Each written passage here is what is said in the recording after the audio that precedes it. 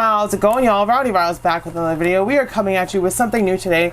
We have epic hacks because they have their 6-inch scale skeletons, and Big Bad Toy Store had them a little bit marked down, and I was like, finally I can get a skeleton because I see everyone having skeletons and I want a skeleton. So finally we have one. It is the Gladiator skeleton from Epic Hacks. You can see the box is a little damaged. That's disappointing, but I'm gonna open this, so it's not the worst thing in the world, but it would still be nice to have a perfectly nice card, especially when you get a bunch of stuff.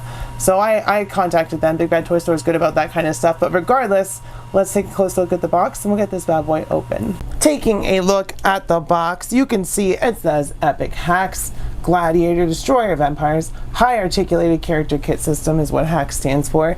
And then of course we've got the figure itself, which is a skeleton with all kinds of cool Gladiator accessories, and you can take all of those off. It is from Boss Fight Studios. On the back, Gladiator, Destroyer of Empires, Epic Hacks, and then we get a blurb, but first of all, collect them all: Pirate, Barbarian, Gladiator, and Grim Spectre, each sold separately, obviously. While it is unknown where the Gladiators first appeared, one of their kind was captured by the ancient Romans and forced into combat with one of their most famous warriors.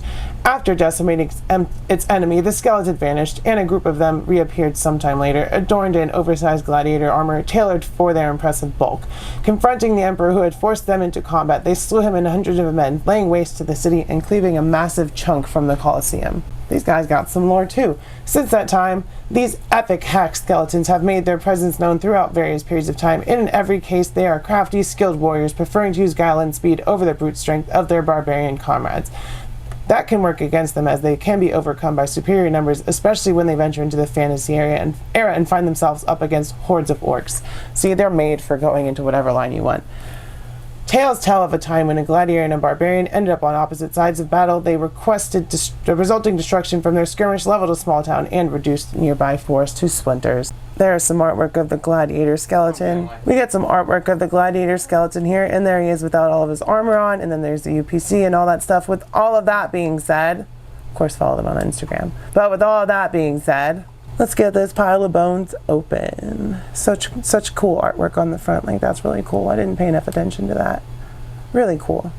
So excited. Here is our gladiator skeleton out of the packaging. He looks really cool. He comes with a lot of accessories. Like they said, he's wearing oversized stuff, but that's because he's literally just a bunch of bones. And it is like, it works for 6-inch scale like a normal sized person, and this, like, it's not all bulky, even though there's all the joints you would expect. So it's a really cool figure, nicely detailed. There is some nice paintbrush and black wash and all that stuff. All the armor, especially like that shoulder piece, it's really detailed and painted nicely. It's really cool figure. And you know, these smaller studios, their figures cost a little bit more, but that's because they put a lot of time and effort into bringing out the best product they possibly can, instead of other places like Hasbro. But you know, it is what it is, and it's really cool when you get something awesome and different for your collection, especially something that's so versatile.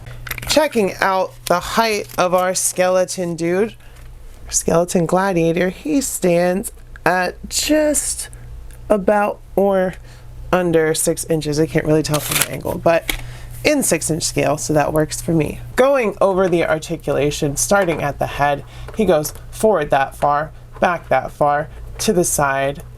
He does have articulation in the jaw, so that's nice. Move him up a little bit closer. Shoulders come up 90 degrees. We get a single joint at the elbow, although it does go 90 degrees, which works really well. We get a floating peg at the wrist, which is nice. We get some articulation here at the spine, forward, backward.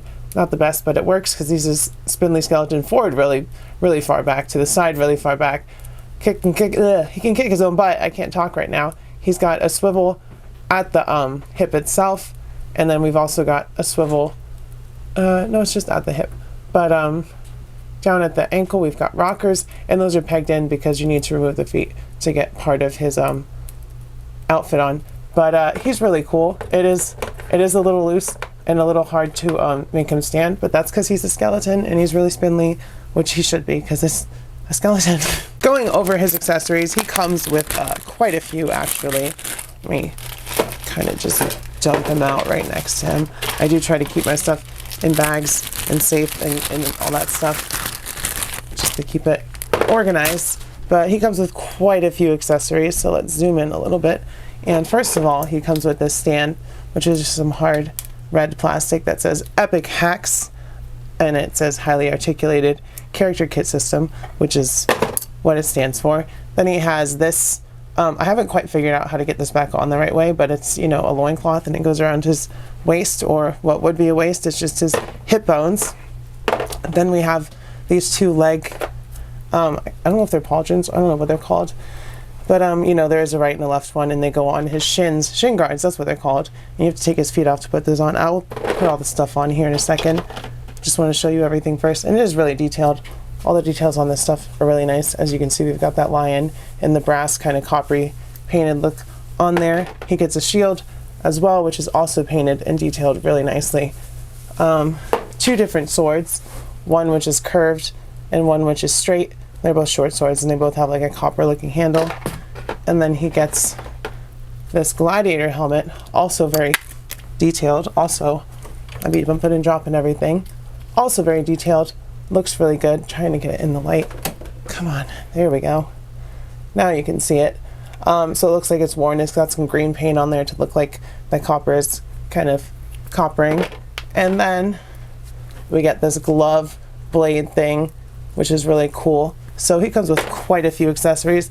Let's get some of them on him. As you can see, I slipped those shin guards on, took his feet off. Not going to put the loincloth on because, like I said, I haven't figured out how to put it back on those hips. So that's going over there. We'll put this guy on. So this goes over his shoulder like so, and you can't have anything on, otherwise it won't go on, because this is supposed to be on his shoulder. There you go. And the cool thing about that is, where's the sword? Either of the swords fit, but of course the straight one is going to go in there better. You just poured it into his back, and then he's got a weapon on his back.